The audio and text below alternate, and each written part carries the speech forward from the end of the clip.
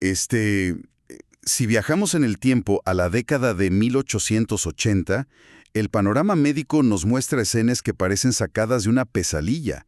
Claro, porque no estamos hablando de los grandes avances victorianos, ni de esos salones elegantes. Para nada.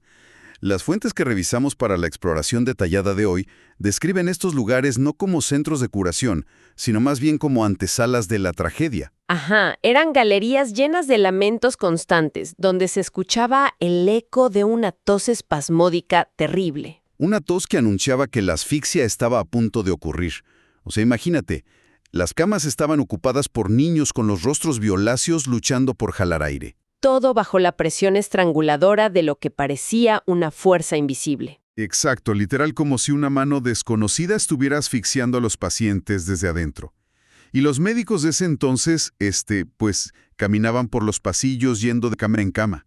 Con una máscara de optimismo que apenas lograba ocultar su desesperación absoluta, porque no sabían qué hacer. Híjole, y el dato histórico es súper crudo. De cada 10 camas en esas salas, 5 enviaban a sus pequeños ocupantes al depósito de cadáveres. Un 50% de mortalidad es una locura. Totalmente. Y bueno, la culpable de esta masacre tenía un nombre muy claro, la difteria. Soy su anfitrión y les doy la bienvenida a una nueva exploración a fondo. Y yo los acompaño en este viaje. Es una imagen que hiela la sangre, y justo por eso pone en perspectiva la magnitud del problema. Exactamente. En el material de hoy nos vamos a meter de lleno en notas históricas y extractos sobre los primeros cazadores de microbios. Específicamente esa carrera frenética, casi irracional, para curar la difteria en la época de gigantes como Louis Pasteur y Robert Koch. Y nuestra misión hoy es desentrañar todo este caos. Sí, porque hay que dejar algo muy claro para quienes nos escuchan. El descubrimiento de la antitoxina diftérica está muy lejos de ser ese camino ordenado y limpio que nos enseñan en las clases de ciencias. Fue más bien una especie de batalla campal en la oscuridad. 100%. Los documentos muestran un proceso súper caótico marcado por la masacre de innumerables animales de laboratorio. Desde conejillos de indias hasta conejos, perros, ovejas, caballos, de todo. Fue una historia impulsada por intuición científica, por una terquedad que rayaba en la locura y, claro, por dilemas éticos profundos. A ver, analicemos esto con calma para dar paso a la primera gran pieza del rompecabezas, el descubrimiento en el laboratorio de Federico Loeffler. El punto de partida de este caos nos lleva directamente al sótano de uno de esos depósitos de cadáveres infantiles en Alemania. Las crónicas pintan a Loeffler como un investigador sumamente peculiar, fíjate. Dicen que tenía unos bigotes de corte militar así muy marciales. Y era un individuo meticuloso hasta la exageración. Un pedante, vaya, pero en el mejor sentido de la palabra para un científico. Claro, se pasaba horas sirviendo sus espátulas de platino al rojo vivo para esterilizarlas perfectamente. Y luego extraía materia gris de las gargantas de los niños que habían fallecido. Y fue precisamente ese nivel de obsesión casi enfermiza lo que le permitió hacer algo sin precedentes. Aislar el bacilo. Loeffler logró aislar y cultivar el bacilo de la difteria puro. Lo separó de todo lo demás y lo hizo crecer en sus matraces. Hasta ahí uno pensaría que ya tenían al enemigo acorralado, ¿no? Pues sí, pero ahí es donde la naciente ciencia de la microbiología se topó con pared. Empezó el gran problema de la paradoja científica. Loeffler comenzó a realizar experimentos inyectando estos microbios puros bajo la piel de conejillos de indias. O directamente en la tráquea de conejos. Y el resultado era inmediato y letal. Los animales morían en cuestión de 2 o 3 días con los mismos síntomas de parálisis y asfixia que los humanos. Pero al realizar las autopsias de estos animales, con su bisturí súper meticuloso, Loeffler descubrió un detalle que no tenía ningún sentido. Los millones de microbios que había inyectado no se habían esparcido. Nada. Al abrir a los animales veía que las bacterias seguían exactamente en el mismo lugar de la inyección. Lo fascinante de esto es el salto lógico que exigió. Si lo pensamos detenidamente, ¿cómo es posible que un grupo de microbios arrinconados en una pequeña parte del cuerpo maten a un animal 1.000.000 de veces más grande? Es como si un escuadrón de infantería enemiga se quedara sentado en la frontera de un país inmenso sin dar un solo paso hacia adentro.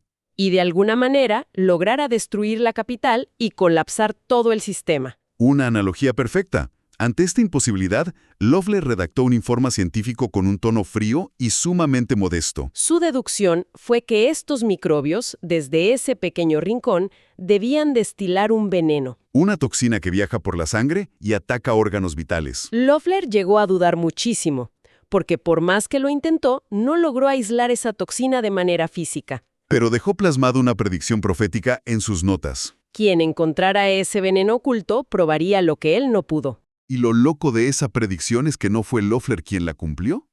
Tuvieron que pasar 4 años para eso. Exacto. Cambiamos de escenario y nos movemos a París al Instituto de la Rue Dutot. Aquí entran en escena Emilio Roux, que era ayudante de Pasteur, y el intrépido Yersin. Ellos retoman la teoría de Loeffler. Y la lógica de Roux era directa.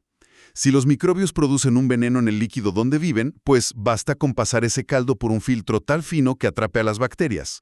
El líquido transparente que salga del otro lado debería ser el veneno puro. La teoría era impecable, pero en la práctica, Roux filtró el caldo, inyectó el líquido a los conejillos de Indias y no pasó absolutamente nada. Los animales andaban como si nada. La frustración debió ser inmensa. Y ahí es donde Roux decide abandonar cualquier sutileza. Actuó literal como alguien que intenta reparar un motor de explosión a puros martillazos. Sin entender cómo funciona, optó por la fuerza bruta.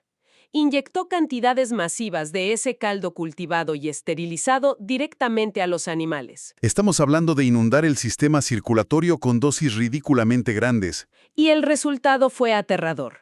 Los animales que recibieron estas megadosis comenzaron a arrastrar las patas traseras hasta que murieron víctimas de una parálisis horrible. Exactamente igual que los humanos con difteria. Roux había probado la existencia de la toxina, a base de pura terquedad. Y el dato impactante aquí son las matemáticas de la muerte que descubrió Roux. Una sola onza de ese veneno puro podía matar a 600,000 conejillos de Indias. O a 75,000 perros grandes.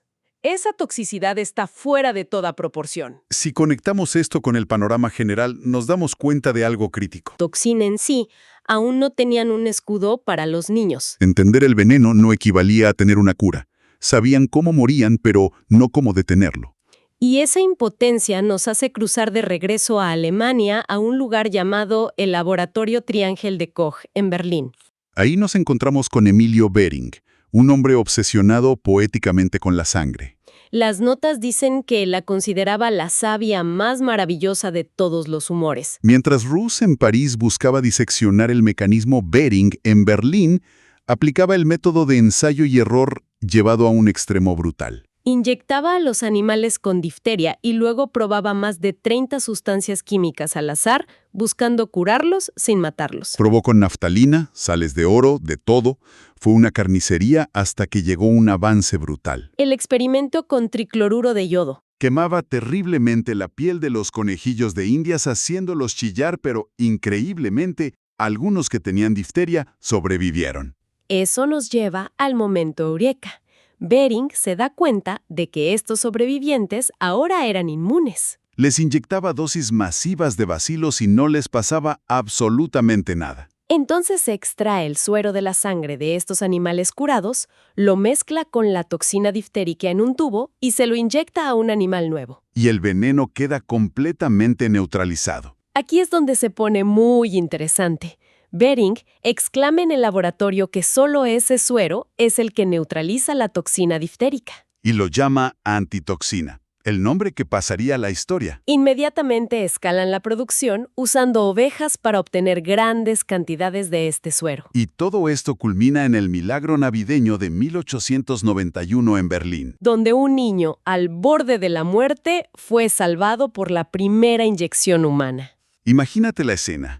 La noticia vuela hasta Nueva York. Biggs telegrafía al Dr. Park con un mensaje urgente. La toxina antidiftérica es un éxito, empiece a prepararla. Parecía el triunfo definitivo, pero llevar esto al mundo real implica complejidad moral humana. Y para eso retornamos a París en 1894. La difteria está masacrando París nuevamente con una mortalidad de hasta el 60% en el Hospital Trousseau. Roux, armado con suero de caballos inmunizados, entra a las salas de diftéricos. Esto plantea una pregunta importante y expone el dilema ético clásico de la ciencia. Así es, para probar rigurosamente el suero, Rue debería haber dejado a la mitad de los niños sin tratamiento como grupo de control. Pero Rooks, viendo las caritas pálidas asfixiándose, se niega a dejar morir a miles para probar una teoría estadística. Las fuentes dicen que fue apresurado por apurar otro argumento que el espíritu del investigador. El argumento de la empatía. Decide tratar a los 300 niños que ingresan en esos 5 meses. Y los resultados visuales fueron impactantes. Las caras pálidas desaparecen. Las salas se llenan de niños alegres y animados recuperándose rápidamente. La falsa membrana literal se les caía de la garganta. Semanas después, llegamos al Congreso de Budapest. Rooks presenta estos hallazgos ante los médicos más famosos. La mortalidad en su hospital bajó del 50% al 26%. Y aunque los estadísticos lo criticaban por no tener un remedio 100% seguro o por la falta de rigor numérico, A los médicos de trinchera les importó poco. Rooks recibe una ovación inefable. Había salvado vidas reales calmando frentes calenturientas. Entonces, ¿qué significa todo esto? Pues que el progreso médico rara vez es una línea recta. Fue una combinación de factores muy distintos. El rigor de Loeffler, la terquedad de Rooks y la brillante intuición y los caóticos experimentos químicos de Behring. Todos esos elementos lograron domar una de las plagas más crueles de la humanidad. Hoy en día, gracias a ellos, los niños reciben dosis seguras e inofensivas para generar inmunidad sin sufrir la enfermedad. Esto resalta el valor incalculable de entender cómo se construye la ciencia médica. No se trata solo de datos asépticos. Trata de decisiones humanas, apresuradas, valientes y a veces moralmente complejas en medio de la desesperación. Para nuestra audiencia es fascinante ver cómo operaban antes frente a cómo operamos hoy. Y justo eso nos deja un pensamiento provocador para cerrar esta exploración. Hemos visto a Ron Roos ignorar las reglas del grupo de control por pura empatía humana, salvando a cientos de niños de inmediato, pero sacrificando la pureza estadística de su experimento.